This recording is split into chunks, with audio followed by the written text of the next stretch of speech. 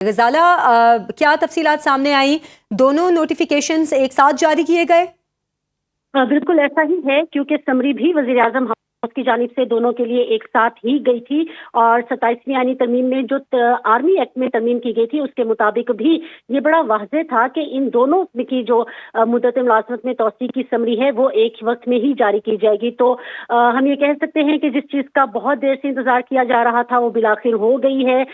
Summary की मंजूरी देते हुए सदर आसिफ अली जरदारी ने फील्ड मार्शल सैयद आसिम मुनीर को 5 साल के लिए चीफ ऑफ आर्मी स्टाफ और चीफ ऑफ डिफेंस फोर्सेज तकर्रुर कर दिया है। ये मुल्क के पहले चीफ ऑफ डिफेंस फोर्सेज होंगे और इसके साथ ही air chief marshal Zaheer Ahmed Babar Sidhu की मुद्दत मुलाज़मत में भी मजीद 2 साल की तौसीक़ की मंजूरी दी गई है। मैं यहाँ पर ये बताती चलूँ कि air chief marshal Zaheer Ahmed Babar Sidhu पहले ही उनकी मुद्दत मुलाज़मत में तौसीक़ की गई थी 1 साल के लिए और अब ये उनकी मुद्दत मुलाज़मत में दोबारा तौसीक़ की गई है। 2 साल की तौसीक़ की मंजूरी दी गई है सदर मुमलिकत की जानिब से air chief marshal Zaheer Ahmed Babar Sidhu की मुद्दत मुलाज़मत में, और उनकी तौसीक़ जो है वो मौजूदा 5 साल मुद्दत के मुकम्मल होने पर 19 मार्च 2026 से मौसर होगी। सदर ने इस मौके पर दोनों अफसरान के कामयाब पेशावराना खिदमात के लिए नेक ख्वाहिशात का इजहार भी किया है। तो अब फील्ड मार्शल सैयद आसिम मुनीर मुल्क के पहले जो चीफ ऑफ डिफेंस फोर्सेज हैं उनकी तैनाती की मंजूरी बाकायदा दे दी गई है मुमलिकत आसिफ अली जरदारी की जानिब से। और अब से कुछ देर कबल हमने सुनो के नाज़रीन के लिए ये बताया था कि वज़ीर-ए-आज़म की जानिब से सदरी समरी बाकायदा तौर पर भेजी गई थी ऐवान सदर मुमलिकत के मंजूरी के लिए, और 27वीं तरमीम के तहत आर्मी एक्ट में जो तरमीम की गई थी उसके मुताबिक सीनियर तज्ज़ियाकार राना कैसर हमारे साथ मौजूद है। राना साहब, ऐवान सदर से भी समरी की मंजूरी हो गई है, ये कहिएगा कि आइन इस हवाले से अब क्या कहता है? अब ये नया ऑफिस तश्कील दिया गया है, अब मजीद जो इसका स्टाफ है वो हायर किया जाएगा, किस तरह से ये हायरार्की सेटल होगी? कर लें। अगर आप इसके सामने जो नोटिफिकेशन है तो इसकी लैंग्वेज बड़ी वाज़ेह है कि आज जो नोटिफिकेशन जारी हुआ है वो है appointment of the chief of army staff concurrently the chief of the defence forces. इसका मतलब ये है कि आज नए सिरे से चीफ ऑफ आर्मी स्टाफ की appointment for another 5 years concurrently as chief of defence forces हुई है, विच मीन्स के आज से ये होता जो है चीफ ऑफ आर्मी स्टाफ का और चीफ ऑफ डिफेंस फोर्सेज का ये 5 साल के लिए शुरू हो रहा है और 2030 तक है। तो ये बड़ा नोटिफिकेशन की जो सब्जेक्ट है उसमें बड़ा वाज़ेह लिखा हुआ है appointment of chief of army staff concurrently as chief of defence forces. तो इसका मतलब ये हुआ है कि चीफ ऑफ आर्मी स्टाफ जो है यानी chief of defence forces and chief of army staff Syed Asim Munir he will continue in office until 2030। तो ये हो गया। दूसरा आपने कहा कि ये इसकी हायरार्की क्या होगी, तो डेफिनेटली क्योंकि चीफ ऑफ डिफेंस फोर्सेज जो है he will be the head of the all the 3 defence forces, Pakistan army, Pakistan navy and Pakistan air force. जाहिर है कि इनका एक सेक्रेटरिएट होगा, फिर उस सेक्रेटरिएट का एक स्टाफ होगा, तो नेचुरली ये चीज़ें जो ऑर्गेनोग्राम बनेगा उसमें ये चीज़ें तय पा जाएगी ये किस तरह वर्किंग होगी। अलबत्ता जो चीफ ऑफ एयर स्टाफ है और जो चीफ ऑफ नेवल स्टाफ है वो इंडिपेंडेंटली अपनी फोर्सेज के हेड्स रहेंगे। अच्छा राना साहब, जैसे आप पहले भी बता रहे थे कि सिर्फ पाकिस्तान में नहीं ये बाकी ममालिक में भी ये ओहदा मौजूद है और पाकिस्तान में ये अब ओहदा तश्कील दिया गया है, तो इतनी ताख़ीर की वजह क्या है? और जैसे कि आप इसकी जिम्मेदारियों के हवाले से भी बता रहे थे कि तीनों जो मुसल्लह फ़ौज हैं वो इस ओहदे के अंडर आएंगी, इसके कंट्रोल में होंगी, तो इतनी ताख़ीर की पाकिस्तान में क्या वजूहात है? देखिए, मैं पहले भी ये बात कर चुका हूँ कि ये ताख़ीर नहीं है, एक एनालिसिस है, एक रिव्यू है करंट सिनेरियो जो उसको मद्देनजर रखते हुए। जैसे पहले एक ऑफिस तश्कील दिया गया था जॉइंट स्टाफ हेडक्वार्टर्स में, chairman joint chief of staff committee का 1975 में, और वो हुआ था in the follow up of the 1971 war. उसके एनालिसिस में ये सामने बात आई थी कि तीनों अफवाज के दरमियान कोऑर्डिनेशन नहीं थी, जिसकी वजह से 1971 का सामना हुआ।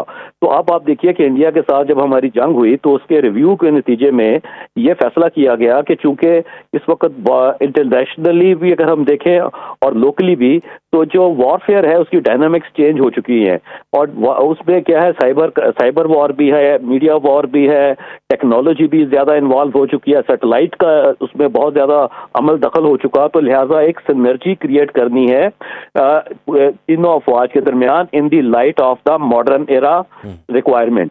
तो उसलिए ये एक ओहदा कायम किया गया। इंडिया में तो काफी अर्से पहले से ये एक ओहदा था, और बरतानिया में भी और दीगर ममालिक में भी। और पाकिस्तान में चूंकि अभी ऐसे वाकये से हम गुजरे हैं रिसेंटली जिसे इसकी जरूरत महसूस की गई, और जो chairman joint chief of staff committee थे वो उनके पास कमांडिंग अथॉरिटी नहीं थी।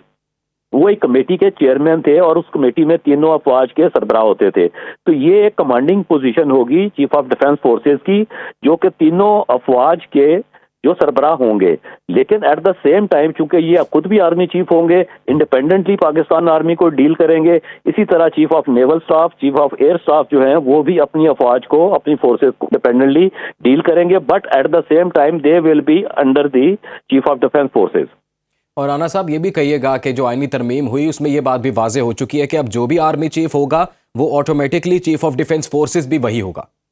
जी एग्जैक्टली। उसमें जो आर्टिकल है कॉन्स्टिट्यूशन का, इट रीड्स लाइक दिस कि the president shall on the advice of the prime minister appoint chief of army staff concurrently chief of the defence forces. इसका मतलब है कि जो भी चीफ ऑफ आर्मी स्टाफ होगा वो ही चीफ ऑफ डिफेंस फोर्सेस होगा।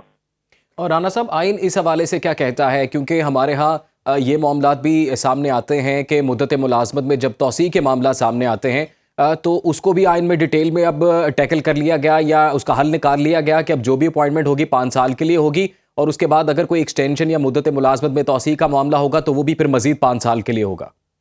देखिए नहीं, इसमें ये नहीं हम कह सकते कि उसकी एक्सटेंशन जो है वो 5 साल के लिए होगी। देखिए पहले तो टेन्योर होता था फॉर 3 इयर्स, तो उसमें एक्सटेंशन जो है वो हुकूमत दे देती थी।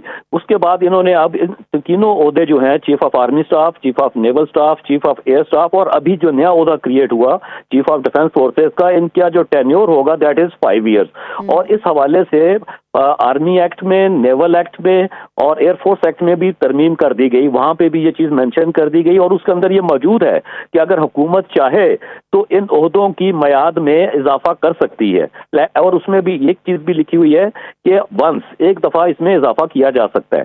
तो अब ये जैसे सैयद आसम मुनीर जो है ये 2022 में चीफ ऑफ आर्मी स्टाफ बने थे, उस लिहाज से इनकी जो जब इनको 5 साल का टेन्योर कर दिया गया तो इनकी मुद्दत मुलाजमत जो है वो 2027 में खत्म होनी थी। चूंकि अब ये ओवरलैप हो रहा था office chief of defence forces का, तो लिहाजा आज से जैसे ये नोटिफिकेशन जारी हुआ तो एक फ्रेश अपॉइंटमेंट जो है वो बन गई है चीफ ऑफ आर्मी स्टाफ की as chief of defence forces also. और राना साहब क्योंकि 27वीं आईनी तरमीम के बाद वजीर आजम और वजीर आजम से सदर के पास समरी गई और ये मंजूर हो गई, तो पार्लियामेंट और सेनेट से तो इसका कोई ताल्लुक नहीं।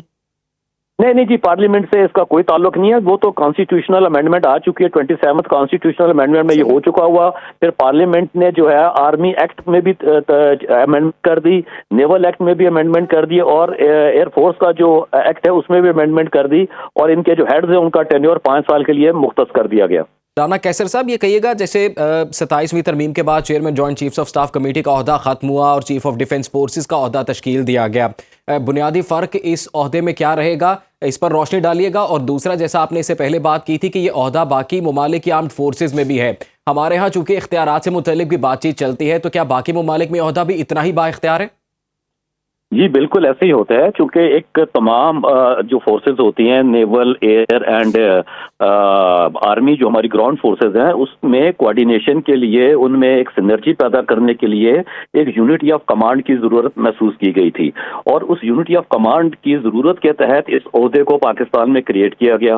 बाकी दुनिया में भी ऐसा ही होता है, अमेरिका में भी ऑलमोस्ट इसी तरह है सिस्टम। तो देखिए, मैंने पहले भी आपसे कहा कि जो chairman joint chiefs of staff committee थे, वो कोई कमांड उनके पास नहीं थी। वो एक कमेटी थी जहां बैठ के एक मीटिंग होती थी और उसको हेड करते थे, और उस मीटिंग में तीनों अफवाज के सरबराह होते थे। तो बेसिकली वहां पे अथॉरिटी एज सच नहीं थी कमांड की। तो यहाँ पे ये कमांड की अथॉरिटी जो है वो चीफ ऑफ डिफेंस फोर्सेस के पास होगी। He will be the head of the all the 3 forces. तो इसका जैसा उसका टाइटल सजेस्ट करता है कि chief of the defence forces, तो बड़ा कैटेगोरिकल है, इसके अंदर तो किसी किस्म का इबाम नहीं है। लेकिन जैसे मैंने आपसे पहले कहा, इसका मतलब ये नहीं होगा कि चीफ ऑफ डिफेंस फोर्सेस जो है वो दीगर जो अफवाज है हमारी, यानी एयर फोर्स है या नेवल फोर्स है, उनके एडमिनिस्ट्रेटिव मामलात में ये नहीं मुदाखलत करेंगे। वो इंडिपेंडेंटली उनके जो हेड्स है, जो चीफ्स हैं, वो ही जिम्मेदार होंगे। कामरान ये कहिएगा कि चूंकि अब असम्बली की मंजूरी दे दी गई है ईवान सदर से भी, तो क्या इसकी प्रॉपर कोई सेरेमनी भी होगी? इस हवाले से कोई इत्तलात आ रही है? देखिए, इसका पहली बात तो ये कि एक फॉर्मल तरीका ये होता है कि एक गजट नोटिफिकेशन में जारी होता है। गजट में जो गजट ऑफ पाकिस्तान है उसमें इस अपॉइंटमेंट को बाकायदा इस नोटिफिकेशन को उसका हिस्सा बना दिया जाता है, क्योंकि ये गजटेड पोस्ट हैं तो इनमें जो इनका गजट जो है वो भी इसमें इसका गजट में, लेकिन ये एक फॉर्मेलिटीज होती हैं जो कि असल अपॉइंटमेंट जो है वो अब सदर के दस्तखत होने के बाद अपॉइंटमेंट को फाइनल और हतमी समझा जाता है। तो एक ये चीज़ है। दूसरा ये कि इसमें जो आपने कहा कि इसकी कोई सेरेमनी, हमने जो जराए हमें बताते हैं वो ये है कि इसके हवाले से GHQ में एक तकरीब होगी जिसमें जो है वो परेड जो है उनको सलामी दी जाएगी नए चीफ ऑफ डिफेंस फोर्सेस को। जब वो अपने इस ओहदे को संभालेंगे तो उनके लिए बाकायदा जो गार्ड ऑफ ऑनर जो है वो उनको दिया जाएगा जनरल हेडक्वार्टर में, और यही वो तकरीब है जो कि GHQ में, जिसकी जो है हमारी मालूमात के मुताबिक इसकी रिहर्सल भी पिछले 2-3 दिन से इसकी रिहर्सल भी जारी थी। तो ये एक तकरीब है जिसका कहा जा रहा है कि ये जनरल हेडक्वार्टर में होगी और वहां पर उनको गार्ड ऑफ ऑनर जो है वो पेश किया जाएगा उस वक्त जब वो अपने इस मनसब के ऊपर बाकायदा फाइज होकर GHQ में जाएंगे। तो ये तकरीब होगी। और इसके अलावा देखिए, अभी ये जो बात हो रही है कि इसमें ये सारा जो प्रोसीजर शुरू हुआ था ये 27वीं आईनी तरमीम से शुरू हुआ था। 27वीं आईनी तरमीम में बाकायदा तौर पर जब तरमीम की गई थी उसमें ये जो appointment of chief of army staff के हवाले से बाकायदा ये कह दिया गया था कि जो चीफ ऑफ आर्मी स्टाफ होंगे वही चीफ ऑफ डिफेंस फोर्सेस भी होंगे, और इसके बाद उसमें इनको जो है वो और इनकी ये जो फील्ड मार्शल के हवाले से बताया गया था कि उनकी जितने भी उनकी जो भी पर्क्स एंड प्रिविलेजेस हैं ये ताहयात उनको हासिल रहेंगी, ये तमाम मराहत उनको ताहयात हासिल रहेंगी। ये चीज़ें जो थी ये भी 27वीं आईनी तरमीम का हिस्सा थी। और फिर in accordance with this constitutional amendment जो आर्मी एक्ट 1952 का है उसको भी फिर पार्लियामेंट ने मंजूर किया, जो नेवल एक्ट था उसको भी मंजूर किया, और जो एयरफोर्स एक्ट था उसको भी फिर पार्लियामेंट ने मंजूर किया। यानी आइन जो है वो भी पहले उसमें तरमीम की गई, उसके बाद जो कवानीन थे मुताल्लिका कवानीन उनमें भी तरमीम की गई। तो उसके बाद फिर ये नोटिफिकेशन का अमल जो था वो होना था। और पहले ये कहा जा रहा था कि चूंकि 27 नवंबर को कहा गया था, आइन में लिख दिया गया था कि 27 नवंबर को chairman joint chief of staff committee का ओहदा जो है वो खत्म हो जाएगा। तो ये कहा जा रहा था कि शायद 27 तारीख को ही जब ये ओहदा खत्म होगा तो उसके बाद चीफ ऑफ डिफेंस फोर्सेस का नोटिफिकेशन जो है वो जारी हो जाएगा। लेकिन अब ये बहरहाल ये जो इसकी जो फॉर्मेलिटीज हैं वो तमाम मुकम्मल होने के बाद, जैसे कि हमने देखा कि वजीर आजम ने बाकायदा समरी इनिशिएट की। उन्होंने वो समरी जो है वो आइन और कानून के तकाजों को पूरा करते हुए सदर मुमलिकत को भेजी। सदर मुमलिकत ने आप उसके ऊपर उस समरी को मंजूर करके इसके ऊपर मोहर तस्दीक जो है वो सब कर दी है।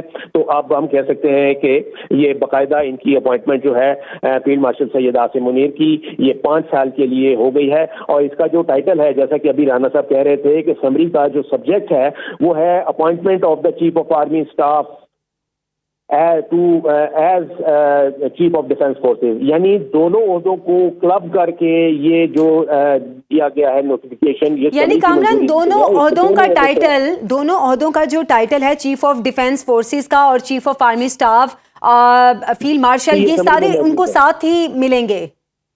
जी जी बिल्कुल, जो समरी का सब्जेक्ट इस वक्त सामने आया है हमारे सामने, हम इसमें देख सकते हैं कि इसमें यही लिखा गया है कि chief of army staff and chief of defence forces. तो यह इसका मतलब ये होगा कि ये दोनों ओहदे जो होंगे ये 5 साल के लिए चलेंगे, क्योंकि इसमें बाकायदा तौर पर लिख दिया गया है कि ये ओहदा जो है ये चीफ ऑफ डिफेंस फोर्सेस का ये भी 5 साल के लिए होगा। तो अब जो फील्ड मार्शल सैयद आसिम मुनीर हैं ये 2030 तक, यानी आज की अगर डेट को शुमार किया जाए तो आज की यानी 5 साल बाद तक वो आज की डेट तक जो है वो चीफ ऑफ डिफेंस फोर्सेस और चीफ ऑफ आर्मी स्टाफ के ओहदे पर फाइज रहेंगे। अच्छा कामरान, अगर तो मौके की मुनासबत से इस ओहदे की अनाउंसमेंट की बात करें तो किर्गिस्तान के सदर भी मौजूद थे ऐवान सदर में, और उनकी गालबन मौजूदगी में इसकी अनाउंसमेंट की गई है, ये कितना इम्पोर्टेंट है? देखिए उस तकरीब में तो इसकी अनाउंसमेंट जो है वो नहीं हुई है। अच्छा। वो जरूर मौजूद मेहमान जो है वो यहाँ पर मौजूद रहे हैं, लेकिन ये कि इस दौरान जिस वक्त ये तकरीब जारी थी ऐवान सदर में, उस वक्त ये हो चुका था कि वजीर आजम ने ये समरी जो थी वो सदर मुमलिकत को ऐवान सदर भिजवा दी थी अप्रूवल के लिए, और इसी दौरान फिर ये समरी जो है वो अप्रूव हुई है और वजीर आजम के बाद सदर मुमलिकत ने इसके ऊपर दस्तखत किए हैं, इसको मंजूर किया है और फिर इसको बाकायदा तौर पर जारी किया है कि वजीर आजम ने जो सिफारिशात की थी अपनी समरी में उनको मंजूर कर लिया गया है, उसको बाकायदा सदर ने अपने दस्तखत के साथ जारी किया। तो हम ये अब ये मैंने जैसे पहले बताया कि इसके लिए अब बाकायदा जो इसका गजट नोटिफिकेशन है वो बाद में जारी होता है, वो एक बिल्कुल, फॉर्मेलिटी गजट है, नोटिफिकेशन वो बाद में नहीं है। जारी किया जाएगा।